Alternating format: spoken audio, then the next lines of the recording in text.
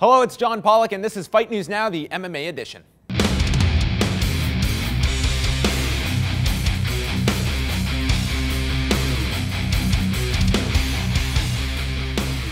Hello and welcome to this week's edition of Fight News Now for this historic week in mixed martial arts with the Ultimate Fighting Championship celebrating 20 years of existence. This anniversary week all leads up to UFC 167 on Saturday, and we'll hear from many of the key fighters on the card. John Ramdine and Robin Black will get you set on 3 rounds, and Johny Hendricks is going to get a payday on the shift this week. But up first are this week's newsmakers.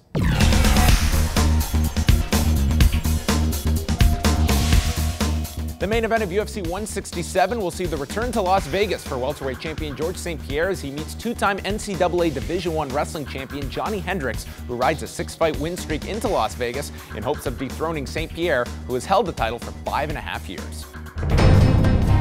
He is a perfectly trained mixed martial artist. His dominant reign has lasted for 7 years. The greatest welterweight champion in UFC history. He has crushed every challenger that has stepped up to face him. And still, the UFC welterweight champion of the world. Except for one. It's time! One-punch knockout power of Big Rig. Oh! Just like that! Boom! For Johny Hendricks, earning the right to become the #1 contender was an arduous task. But it was one that he accomplished definitively after defeating some of the biggest names in the 170-pound category. I earned it! GSP, please, give me that! As a former NCAA Division I wrestler, Hendricks will have the chance to put his grappling skills to the test against one of the best MMA wrestlers in the game. 20 seconds in, take down GSP. With overall well-roundedness lying in the champion's favor, the one ace that Hendricks has up his sleeve is his heavy left hand. Wow! The question is, can Big Rig penetrate through GSP's conservative approach and sucker the champ into a dirty scrap? He's going to try to take me down. He's not going to want to stay on the field with me. And I definitely got a lot heavier hands than he does. If he tries to jab me, I'll eat a jab to put my left hand on his chin.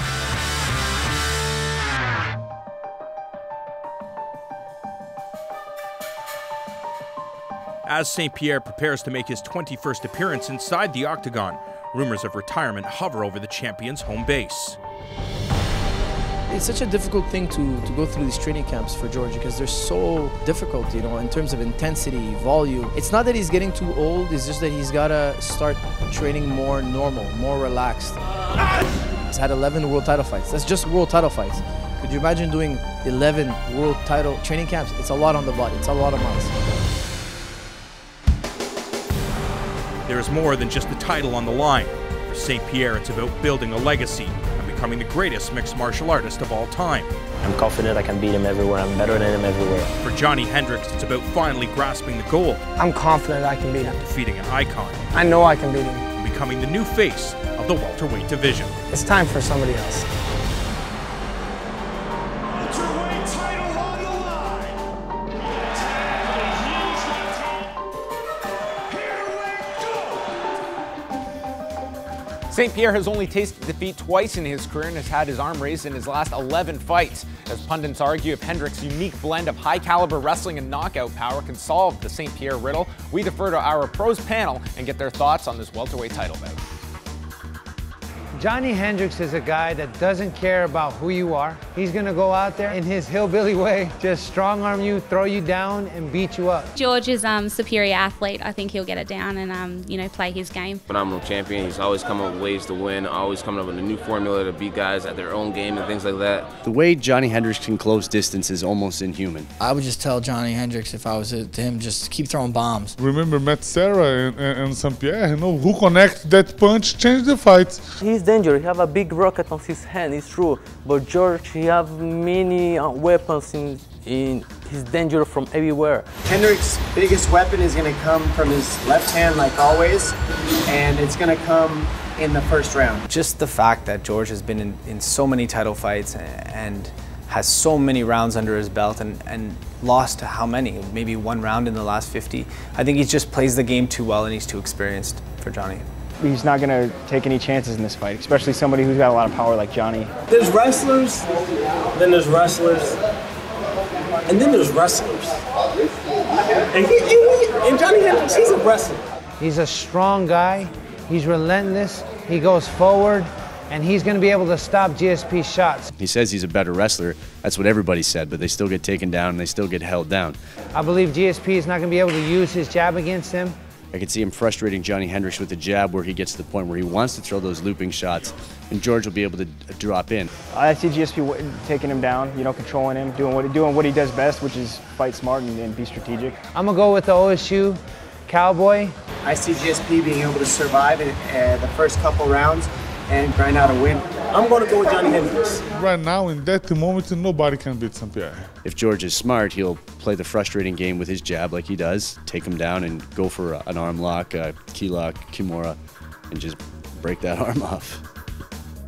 Lost in the Shuffle is a light heavyweight co-feature with former 205-pound champion Evans meeting Chael Sonnen. Following back-to-back losses to John Jones and Antonio Rogerio Nogueira, Evans had his arm raised this past June in Winnipeg, while Sonnen also ended a 2-fight losing skid in his last outing.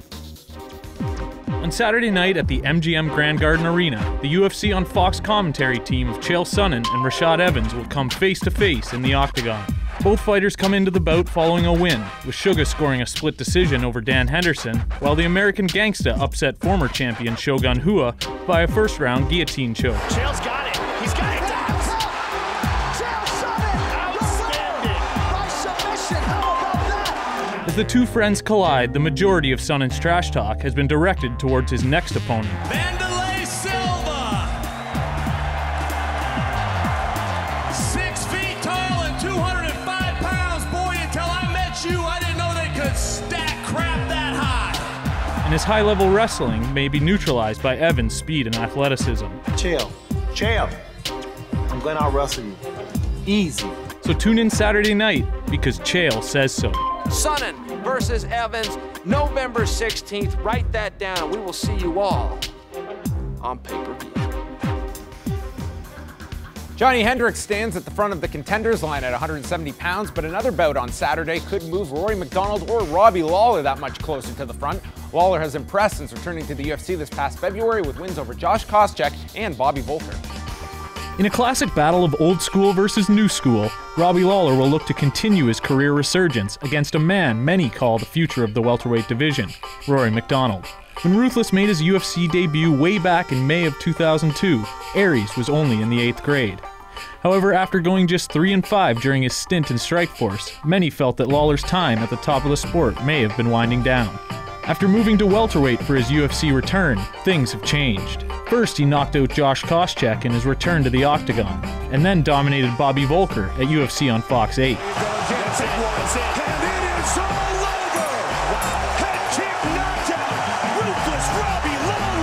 After 4 straight wins, MacDonald would face Jake Ellenberger on the same card with very different results. Ellenberger just sat there, 2 feet away from me and said, "That wasn't me tonight. I wasn't myself." So if you're Rory and you're that fucking good and you're that talented, then you impose your will on him and you show the rest of the world, not only do I belong in the top 5, I should be fighting George St-Pierre. He should have people screaming for him to fight George St-Pierre. Lawler has always been known for his massive punching power, but a move to American Top Team seems to have shored up the rest of his game. However, the hard-hitting southpaw has shown a weakness off of his back in the past, which MacDonald will likely try to exploit. Will Lawler send MacDonald back to the classroom, or will Aries continue his rise up the welterweight ranks? At only 24 years of age, the ceiling appears very high for the BC native MacDonald as he meets the scrappy veteran Lawler. MacDonald drew equal praise and criticism for his method of defeating Jake Ellenberger this past summer, and we consult our panel of pros for their analysis of this 170-pound contest.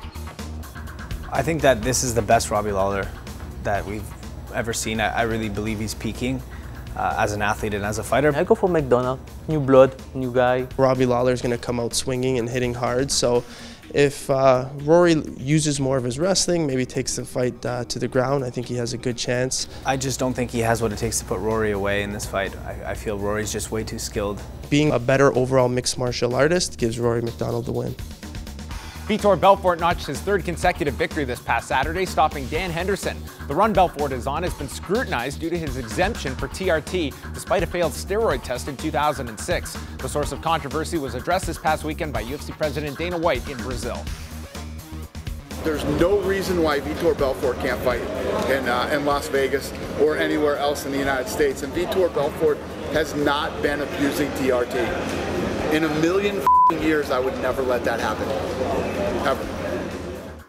And we are joined along here with John Ramdian, and it's the hot topic right now with Vitor Belfort. And it seems that Dana White, it seems that he's not fully understanding the argument. I don't think anyone is disagreeing that he can get licensed to fight in Nevada. The question is, will he be given a TRT exemption in Nevada, given that he failed a test within Nevada in 2006? Of course, Dana White's job is to confuse everybody because he needs Vitor Belfort to make money. Vitor Belfort, still one of the most exciting fighters in the world, so you can understand why the promoter would be trying to confuse everybody. You are not going to confuse us with Robin Black. What are you guys going to tell us about on 3 Rounds today? Is UFC 167 the greatest pay-per-view of all time? Whoa. We'll tell you the answer to that later in the show. I can't wait. I'm not even going to order the pay-per-view now. They're going to tell me right next on 3 Rounds.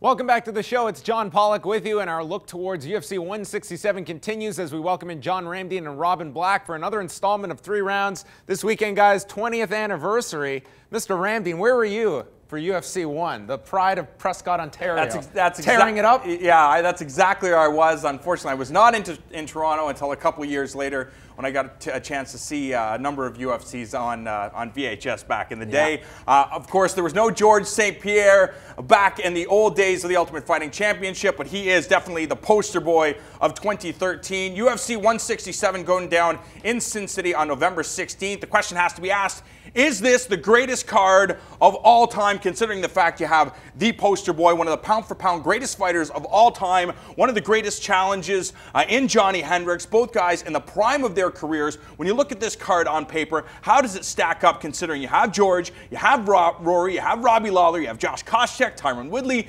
Rashad Evans, Chael Sonnen, some of the biggest names of all mixed martial arts. How does this card stack up to some of the other great cards in the history of the Ultimate Fighting Championship? Well, I think to people that are really obsessively interested in fighting, people that give a rat's ass about who's the best today, what's going to happen next year, how does this all lead up, what's relevant, this is an immense card. Does it have the immense name value of some of the cards of the past? Is there a Brock Lesnar kicking around? You have George! Yeah, I mean, and you know what's interesting about George?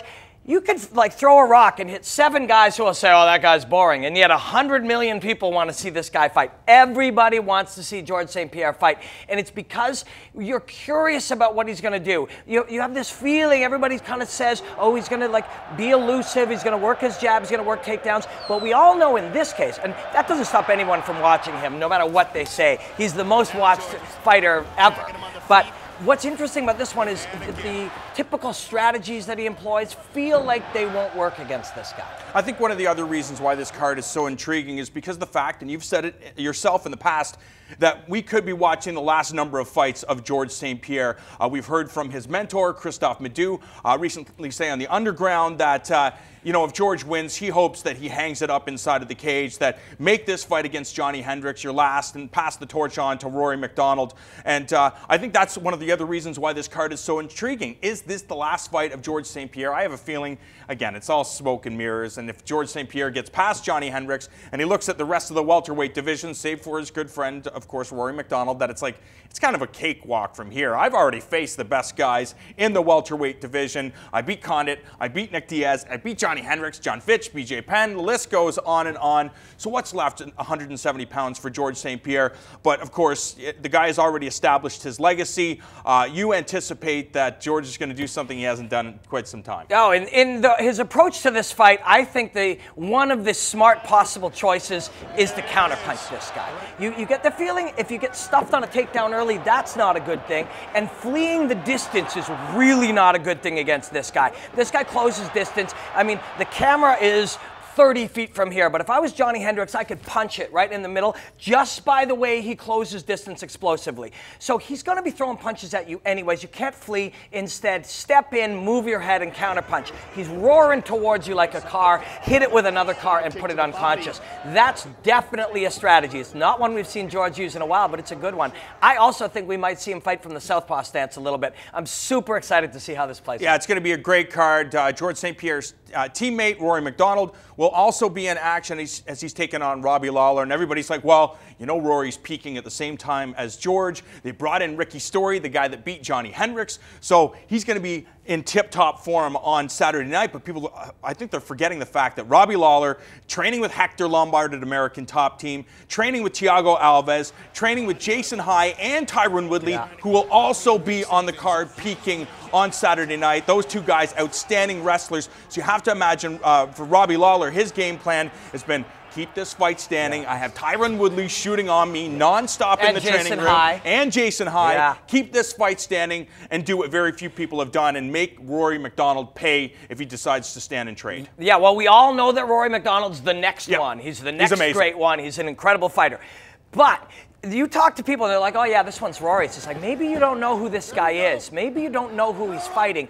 And like you mentioned, still only 29 years old-ish. He's still a young man, and I don't know, this is a much closer fight. If I had to pick, I'd pick Rory based on the momentum he's had over the last few years, but this is a very close, very explosive fight. Someone could be unconscious, and it could be either guy. Quickly, the welterweight division definitely impacted at UFC 167. We got to talk about fight of the night. I'm picking Donald Cerrone and Evan Dunham. I'm sure you're picking the same thing. Is it as simple as Dunham tries to look for the takedown, Donald Cerrone plays off of his back, or is it no way, these guys take the center of the cage, slug it out, whoever falls, falls, and the winner will have his arm raised? Yeah, I think the first 5 minutes is let's meet here and see who the alpha is in this situation, and the answer might happen when one of them is lying unconscious. Flip the coin, man. These guys are both badasses. It's fight of the night on any card. It's a great one. And you talk about badasses, Sergio Pettis making his Ultimate Fighting Championship debut. What do you anticipate from the younger brother of the UFC lightweight champion? This is a chance to just show his basics and his fundamentals and be sound and be smart and get this thing done. Robin,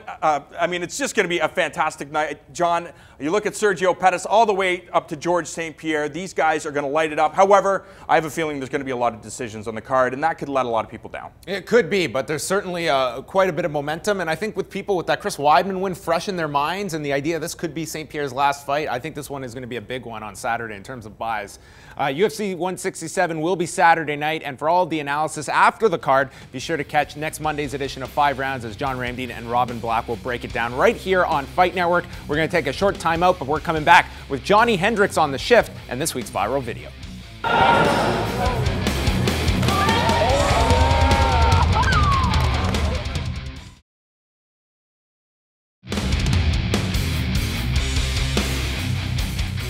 We're back on Fight News now, and in addition to UFC 167, there is other fight action this weekend, and Fight Network is where you want to be Friday morning, 7:30 a.m. Eastern for ONE FC Warrior Spirit, and then we have live kickboxing courtesy of Infusion on Saturday at 2 p.m. Eastern. But right now, we're going to head on over to Priscilla Carapan for this week's edition of The Shift, and she has a special guest on this week's show.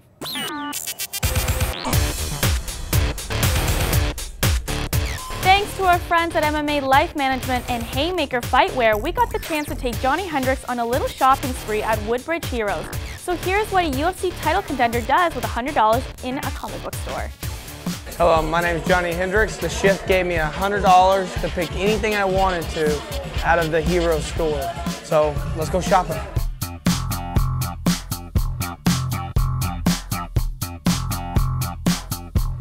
We really didn't do a lot of comic books. But what I did is now I watch a lot of stuff off like anime. I get to see some of these older ones. I got to watch, you know, Thundercats, He-Man, you know, G.I. Joe. Those are the ones I remember. And, you know, coming back in here, you see it all. Then you got Spider-Man. I didn't like the new one. They made him where he had to, instead of it being in his wrist, he makes something to shoot web. But you know, they say that in the older comics, that's what he had to do. I definitely like him having it where he doesn't have to build a machine or run out.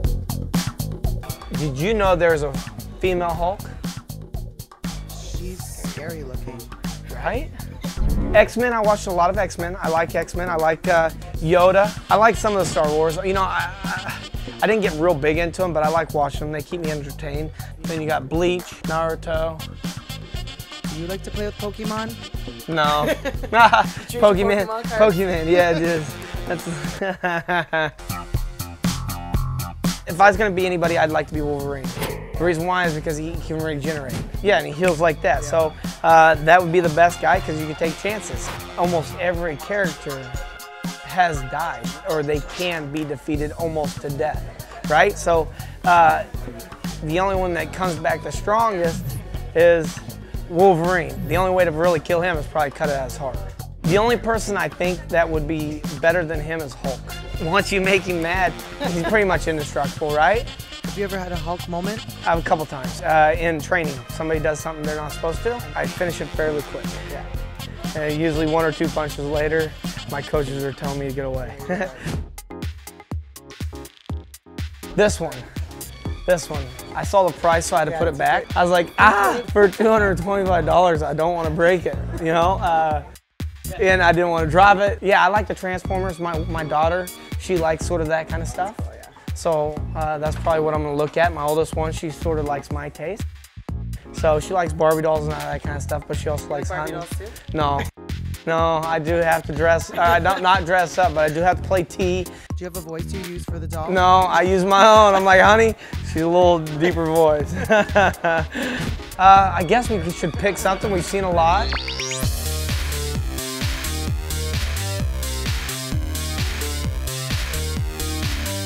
She'll love it. Awesome. I hope.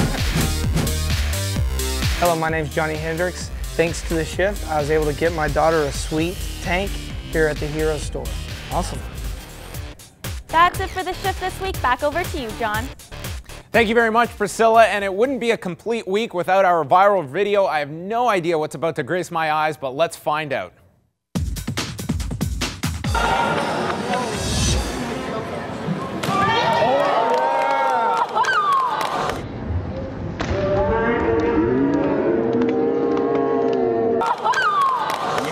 There you go, a young dinosaur in the making in that child. That was incredible.